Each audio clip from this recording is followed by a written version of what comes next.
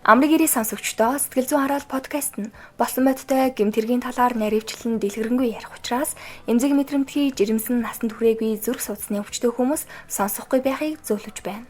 Манай подкаст нь гэмтэрэг зөрчлөөс урьдчилан сэргийлэх, эрх зүйн мэдлэг олгох зорилготой бөгөөд ярьж буй хэрэгүүдийн газар байршил, хувь хүний мэдээллийг тодорхой дурдахгүй болно. За сайн байцгаана уу сонсогчдоо, манай подкастын 23 дахь дугаар хүрэхэд бэлэн боллоо. Тэгээ ханаа түрээд хоолой маань өвдсөн байгаа болохоор жоохон гуншиж ярьж магадгүй шүү. Та бүхэн маань бас тархлаагаа дэмжээрэй. Тэгээ орой хугацаанд нэлээд завгайсан болохоор подкаст маань жоохон хол хугацаатай орчлоо. Өнөөдөр хөдөө орон нутагт болсон эрүүгийн хуулийн тусгай ангийн 2014-р зүйлийн 3 дахь хэсгийн 3-1-т заасан ийм худалдах ажиллагааг зохих зөвшөөрлгүйгээр явуулсны улмаас хүний амь нас хохирсон 15-ын 5 дугаар зүйлийн 3 дахь хэсэг заасан их барих эмэгтэйчүүдийн чиглэлээр мэргэжлийн үйл ажиллагаа явуулах, эрүүл мэндийн тусламж үйлчилгээ үзүүлэх тусгай зөвшөөрлгүй хүн хууль бусаар үр хүнсний улмаас хохирогч нас барсан гэмтэргийн талаар ярих учраас жирэмсэн, нялх биетэй, бага насны хүүхэдтэй, зүрх судасны өвчтөй болон бага насны хүүхдүүд сонсохгүй байхыг зөвлөж байна. За улсын хэмжээнд бол 2022 оны байдлаар 13,000 гаруй үр хүндэлт бүртгэгдсэн. Энэ нь өмнөх 8 жилтэй харьцуулах юм бол 28%-аар буурсан үзүүлэлттэй болохыг үндэсний статистикийн хорооноос мэдээлсэн байна. Тэгээ үр хүндэлтийг бол насны хувьд авч үзэх юм бол 30-аас 34 насны эмэгтэйчүүдийн үр хүндэлтийн түвшин хамгийн өндөр буюу 26.4%-тай, мөн 10-аас 14 насныхан 2022 онд 41 үр хүндэлт хийлгэсэн байна. Тэгээ бүсээр нь харах юм бол үр хүндэлтийн түвшин Улаанбаатар хотод хамгийн өндөр байна гэсэн судалгаа гарсан байна. За тоо мэдээлэл хүргэсэн учраас ингээд шууд хэрэглүүг оръё. Одооноос эхлээд гэмтрэг үйлцэн этгээдэг одноо хохирогчийг цэцгээгээд явъя.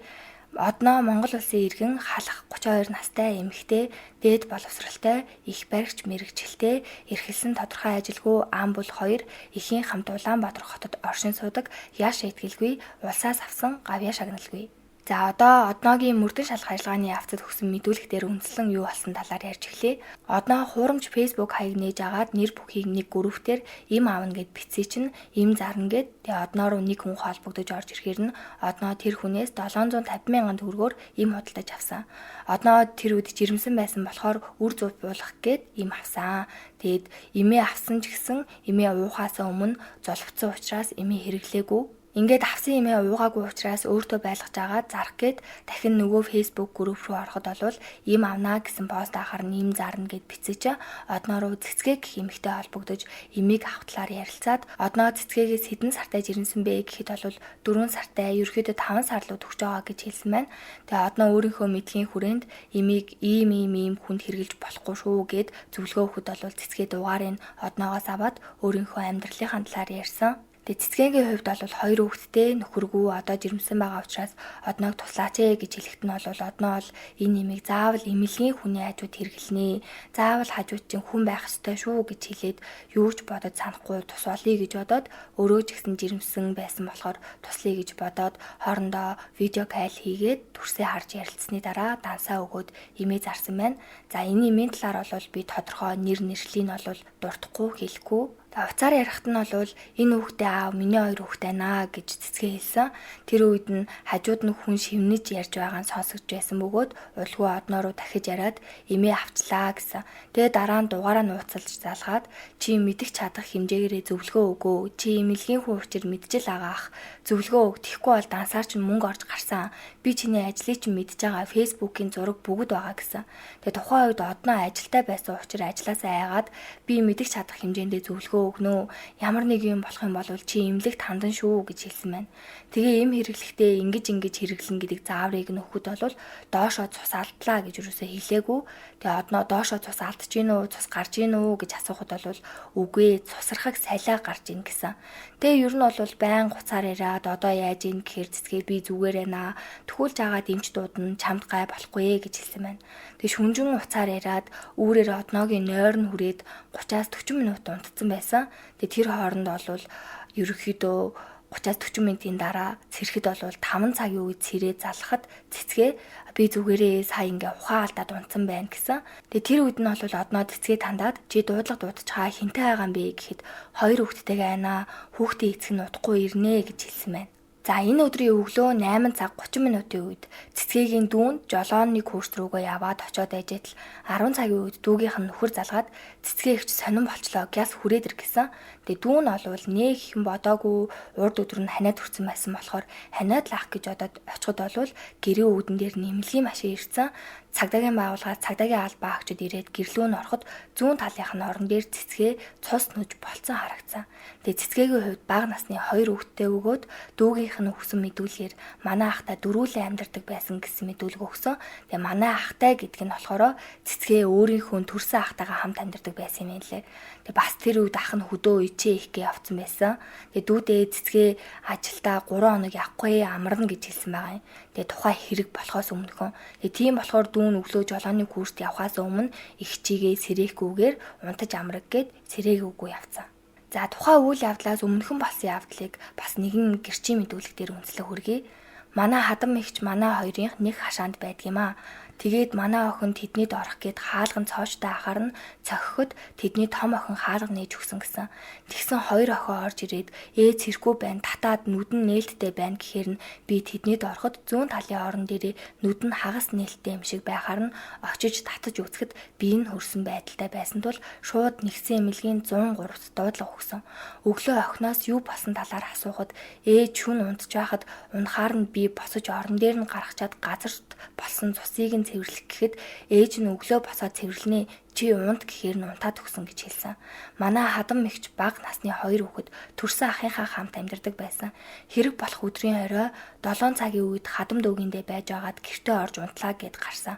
2 хүүхэд нь хадам дүүгэнд тоглож байгаад 10 цагийн орчимд өглөө цэцэрлэгтээ явна орж унт гэхэд нь охин нь цэцэрлэгтээ явахгүй ээж ажилдаа явахгүй чүлээ авсан гэж хэлээд гэрлүүгөө орсон.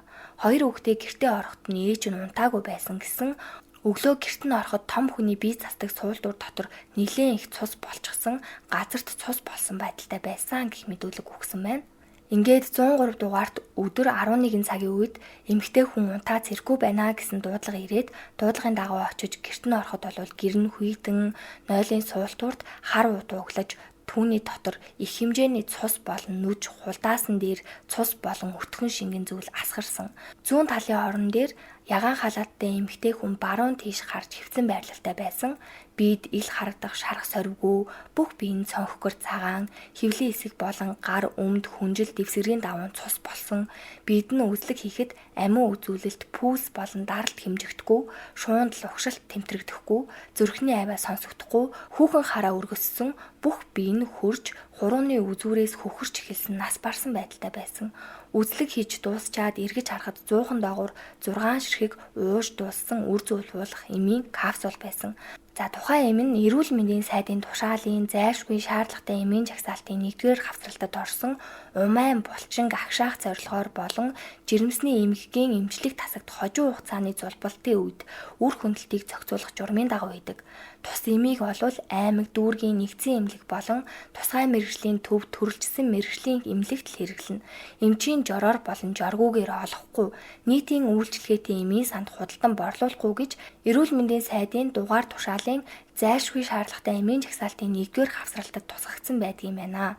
Аймгийн шүүх шинжилгээний хэлтсийн ахлах шинжээч эмчийн дүгнэлтээр амь хохирогчийн цогцост гэмтэл тогтоогдоогүй 24-өөс 25 хоногтой жирэмсэн байсан бөгөөд эмийн шалтгаанд цагаас өмнө ураг золбож умайн хөндийгөөс цус алдаж нас барсан байна. Хэргийн газрын үзлэгээр амь хохирогч нь шүүгтгчийн эзэмшлийн тансанд 600 мянган төгрөг шилжүүлсэн. За шүүхээс болвол шүүгтгч нь умайн булчаа агшаах үйлчлэгээтэй эмийг амь хохирогчд худалдаж тухайн эмийг үр хөндөх зорилгоор хэрхэн хэрэглээ талаарх зөвлөгөө зааварчилгааг утас болон өөрийн фэйсбүүкийн хувийн мессенжерээр өгч хэрэглүүлсэний улмаас хүний амь нас хохирсон хэргийн нөхцөл байдал нь эрүүгийн хуулийн тусгай ангийн 2014-р зүйлийн 3 дахь хэсгийн 3-ын 1-т заасан эм худалдах үйл ажиллагааг зохих зөвшөөрөлгүйгээр явуулсны улмаас хүний амь нас хохирсон мөн их барих эмэгтэйчүүдийн чиглэлээр мэргэжлийн үйл ажиллагаа явуулах тусгай зөвшөөрөлгүй хүн хууль бусаар үр хүндсний улмаас хохирогчийн нас барах гэмт хэргүүдийн шинжийг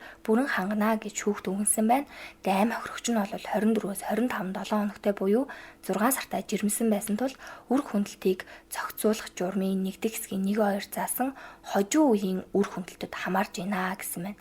Тэгэд энэ журмын болвол 4 дахь хэсэг заасны дагуу хожуу үеийн үр хүндлтийг мэргэжлийн эмч нарын дүгнэлт зөвлөгөөний шийдвэрээр жирэмслэлт нь эхийн амь нас, эрүүл мэндэд аюултай болох нь тогтоогдсон. Ургийн эмгэг нь амьдралд үл нийцэх гажиг болох нь тогтоогдсон. За 18 хүрлэх насны охид өөрөө хүсвэл эцэг гэх асран хамгаалагчийн зөвшөөрлөөр 40-оос дээш насны эмэгтэй өөрөө хүсвэл цусан төрөл ойрцсон нь нотлогдсон. Бэлгийн хүчирхийлэлд өртөж жирэмсэлсэн тохиолдлуудад л зөвхөн их хүүхдийн эрүүл мэндийн үндэсний төв, амаржих газар, бүсийн онцлогооны төв, нэгдсэн эмнэлгийн төрөх тасагт их барих эмэгтэйчүүдийн мэргэжлийн үйл ажиллагаа явуулах зөвшөөрлийн гэрчлэгээтэй эмч үр хөндөх ажилбарыг хийхээр журмалсан байдаг. Энэ тохиолдлуудаас бусад тохиолдолд болвол жирэмсний хожуу хугацаанд таслахыг бүр хориглосон байт юм байна.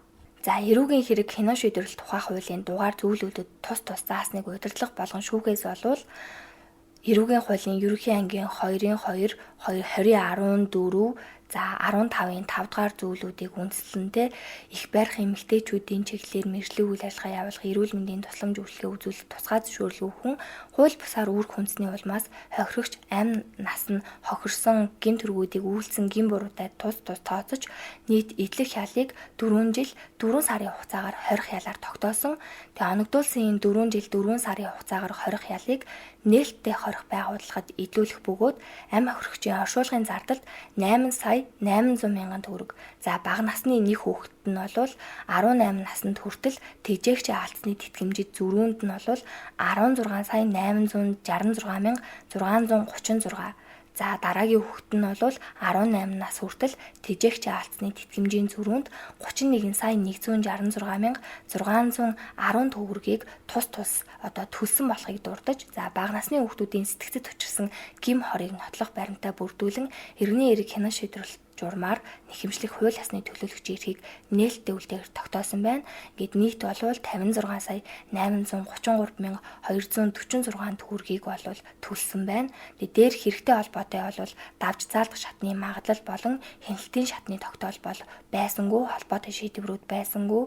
Тэгээд үнэхээр харамсалтай хэрэг байна. Тэгээ өнөөдрийн хэрэг бол ингээд дууслаа.